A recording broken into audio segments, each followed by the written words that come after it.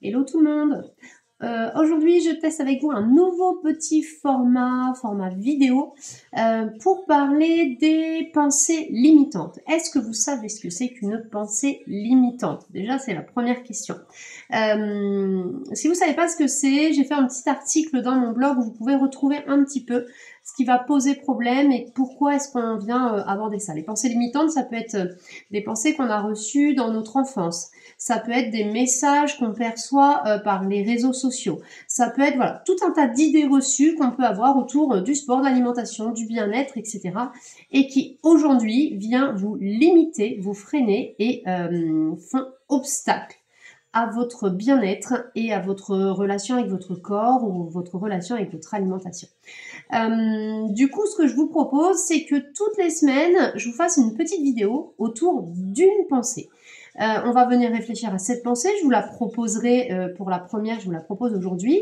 Et par la suite, n'hésitez pas à venir commenter et me proposer voilà, vos pensées. Quels sont vos ressentis, vos pensées? Qu'est-ce que vous avez l'impression qui vient vous freiner dans votre évolution et dans votre relation à vous et à votre corps? Aujourd'hui, ce que je vous propose, c'est qu'on vient de discuter de la pensée parce qu'on est le 11 janvier et je pense que vous êtes beaucoup dans ce cas. Il y a une petite part de vous, une petite voix en vous qui vient vous raconter un truc du genre oh, j'ai abusé pendant les fêtes, aujourd'hui je serre la vis, je me prive et je dois me mettre au régime. Comment ça marche, vous, avec cette pensée? Comment ça fonctionne? Déjà, à quel niveau vous y croyez? Si on vient ici travailler un peu autour de ça, de 0 à 10, à quel niveau vous croyez à cette pensée? Et puis combien de temps elle est là? Depuis combien de temps vous avez entendu cette histoire que dès que vous déconnez, que ce soit les fêtes, que ce soit l'été, que ce soit la galette, que ce soit n'importe quoi, allez, hop, je me mets en restriction, je me prive, je me mets au régime et puis ça va repartir. Depuis combien de temps c'est là? On va s'interroger un petit peu. Ensuite, je vais vous donner une info. Spoiler alerte. En fait, vous n'avez pas besoin de compenser. D'accord? C'est pas parce que vous avez déconné pendant les fêtes, fait n'importe quoi pendant les fêtes que vous devez compenser derrière. Le corps, votre corps, mon corps, le corps de tout le monde, c'est exactement ce qu'il doit faire. D'accord? Vous êtes tous montés sur votre balance après les fêtes et vous avez tous vu waouh, un chiffre qui vous fait peur et c'est mort, je veux pas faire ce poids-là, etc., etc. Ce poids, dans 95% des cas, est simplement de la rétention d'eau.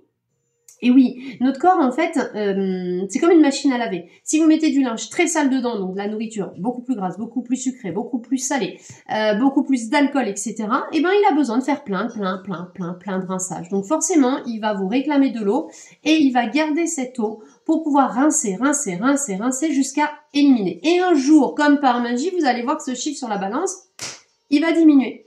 Donc, si vous faites confiance à votre corps, et je suis sûre que vous l'avez déjà repéré ça, si vous faites confiance à votre corps, qu'est-ce qui va se passer?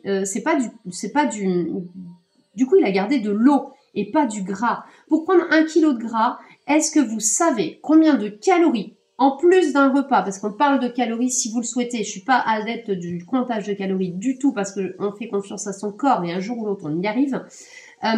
Aujourd'hui, un repas de fête, en excès, on est à 2500-3000 calories, d'accord? C'est-à-dire qu'on est peut-être 1000 calories au-dessus de ce qu'on aurait dû manger en temps normal. 1 kg de gras, pour qu'il soit stocké et récupéré, il faut que vous consommiez au moins 7000 à 9000 calories supplémentaires. Est-ce que vous avez fait ça? Est-ce que vous avez consommé 7000 à 9000 calories supplémentaires? Est-ce que vous avez mangé l'équivalent d'1 kg de beurre? Je vous pose la question. Je vous dis pas qu'il faut me croire sur parole, je vous donne des données scientifiques. Donc simplement le retour à des bonnes habitudes, à la normale, à remettre des choses en place comme vous faisiez avant, le corps va se réguler tout seul. D'accord? Ça, c'est l'info que je vous donne. Maintenant, je sais que il y a une petite part de vous, qui vient de ah, elle est bien gentille, elle, mais en attendant, moi, ça marche pas, je vois un chiffre sur la balance et c'est pas ok du tout. Ok, je l'entends, pas de problème. Si déjà juste cette information, elle vous a permis de vous apaiser un petit peu, de vous dire, ok, cool, c'est que de la flotte, je vais laisser passer, je vais prendre mes bonnes habitudes comme je faisais avant et tout va bien se passer, génial. Reprenez vos bonnes habitudes comme ça fonctionnait. Et puis si vous avez besoin qu'on en parle, on en parle. Si par contre, ça ne vous a pas aidé à aller mieux, à gagner ce qu'on appelle en flexibilité autour de cette pensée, blablabla, je dois mettre au régime parce que j'ai déconné pendant les fêtes, on va réfléchir un petit peu à comment ça marche cette pensée pour vous quand elle est là et qu'elle a un niveau sonore qui est trop élevé, qu'elle part fort, fort, fort, fort, fort. C'est quoi les conséquences? Dites-le moi en commentaire. Vous, posez-vous. Dans ce petit article de blog, j'ai une petite fiche pratique qui va vous permettre de prendre des notes et de vous poser, vous, avec vous-même. Ok? C'est quoi les conséquences de cette pensée au niveau comportemental? Qu'est-ce que cette pensée vous fait faire? Qu'est-ce qu'elle vous fait ressentir au niveau émotionnel? D'accord? Ça, c'est important de se poser. Qu'est-ce qui se passe en général? D'un point de vue comportemental, je me mets au régime. Je tiens. Et ouais. On est là, hein, on est dans un fight. Je tiens, je lutte, je résiste à la tentation. Donc je suis dans des émotions de résistance, de lutte, de frustration. Et qu'est-ce qui se passe à un moment donné? Je ne sais pas quand. Ça peut être le week-end qui vient, paf, paf, je craque, parce que j'ai trop lutté. Ça peut être 1 an après, ça peut être 6 mois après. Il y a des gens qui se restreignent très bien pendant un certain temps, d'autres beaucoup moins, hein, qui craquent beaucoup plus vite. Mais je vous demande simplement de vous poser par rapport à ça. Qu'est-ce que cette pensée, je dois me mettre au régime, provoque en comportement et vient provoquer au niveau émotionnel? Posez-vous tranquillement, écrivez-le, téléchargez la fiche pour l'écrire, ce sera plus facile. Ensuite, je vais vous demander dans quelle situation, je reviens, j'ai un truc que j'adore. Dans quelle situation, vous voyez cette petite boule à neige, cette pensée, elle vient exciter cette boule à neige et vous mettre dans le brouillard? C'est quoi les situations qui posent problème aujourd'hui pour vous? Je suis sûre que après les fêtes, vous montez sur la balance. Et la balance, j'adore mon petit éléphant. Vous voyez, il est tout serein, lui. Voilà, donc posons-nous cette question. Quelles sont les situations qui posent problème? Et déjà, on saura que dans ces situations-là, peut-être qu'on doit faire attention. Attendre un petit peu. Et au bout d'un moment, qu'est-ce qui se passe? Tout va s'apaiser gentiment. D'accord? Donc cette pensée, je dois me mettre au régime, je dois me mettre au régime, bla bla bla bla bla, qui vous prend la tête. Peut-être qu'au bout d'un moment, elle va diminuer en intensité. Vous avez vu? Ça se calme un petit peu ici, tranquillement. On va mettre en évidence ça. Ensuite, je vais vous demander aujourd'hui, du coup, quand vous mettez cette pensée en place, que vous écoutez cette pensée, mets-toi au régime si tu veux perdre du poids après les fêtes parce que tu as déconné. À quel niveau ça fonctionne?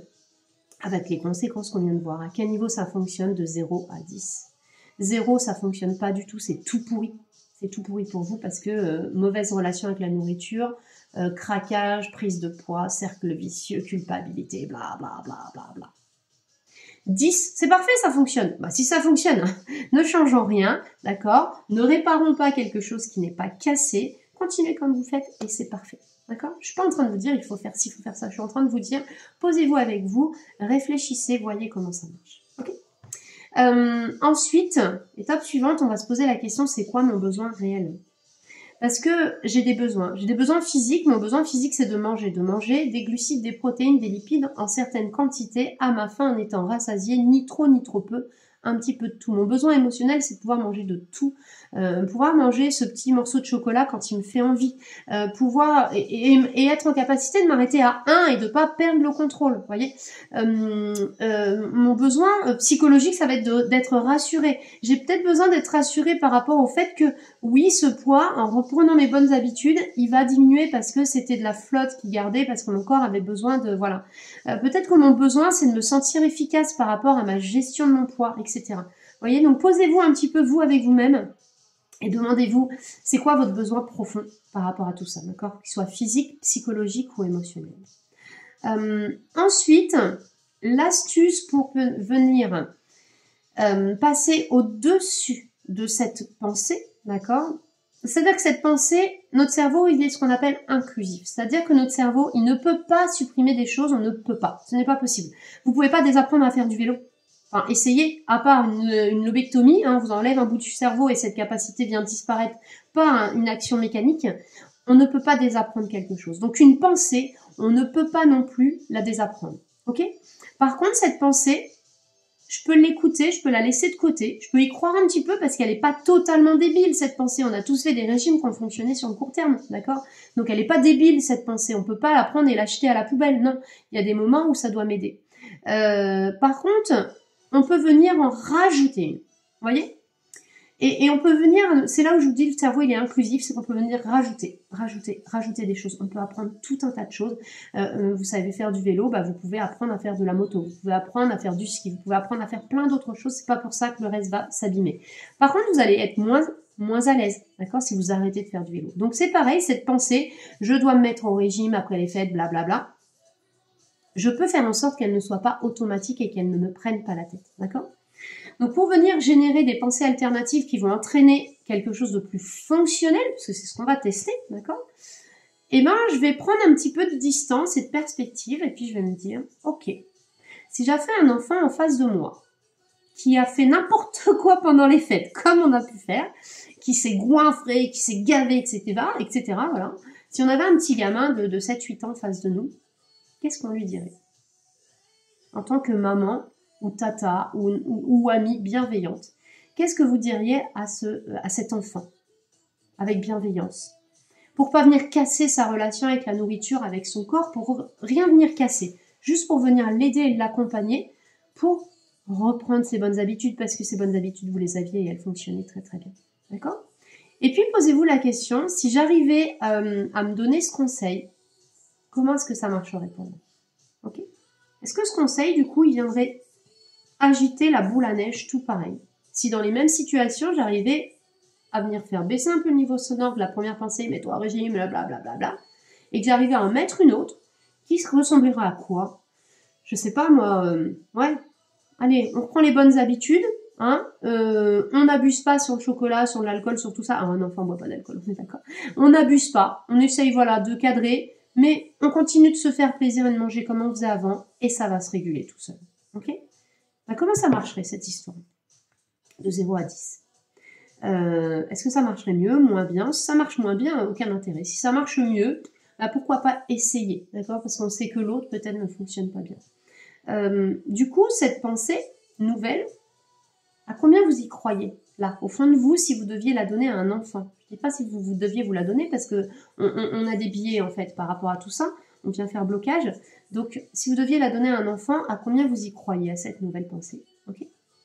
Et puis on peut revenir sur la toute première. Est-ce qu'on la pense aussi légitime, la première? Mais ça, c'est une fois qu'on aura fait l'expérience de ce conseil, voir comment il fonctionne.